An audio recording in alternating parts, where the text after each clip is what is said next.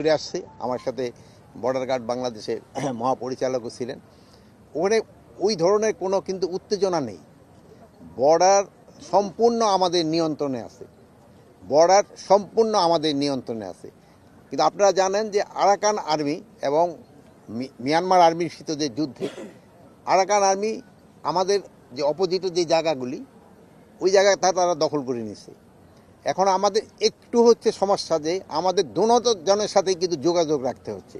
Arakan আর্মির সাথে যোগাযোগ রাখতে হচ্ছে এবং মিয়ানমারের সরকারের সাথেও কিন্তু আমাদের যোগাযোগ রাখতে হচ্ছে। এখন যেমন ধরেন একটা পতাকা বৈঠক যদি এখন করতে হয়, মিয়ানমার সরকারের সাথে আমাদের কিন্তু পতাকা বৈঠক করার মতো কোনো জায়গা নাই, যেহেতু তারা এই পারে আসতে পারে না। এবং আরাকান আর্মির সাথে আমাদের একটা যোগাযোগ আছে, বাট তাদের সাথে তো আবার ওই ধরনের বৈঠকও তো করা একটু ডিফিকাল্ট। বাংলাদেশে কোনো শঙ্কার কোনো কারণ নেই, কোনো শঙ্কারই কোনো কারণ নেই। এখন আপনারা সবাই জানেন যে আমাদের সেন্ট মার্টিন যেতে হলে ওদের একটা মানে জায়গা আমাদের করতে নাফ নদীতে আমাদের দরকার পড়ে।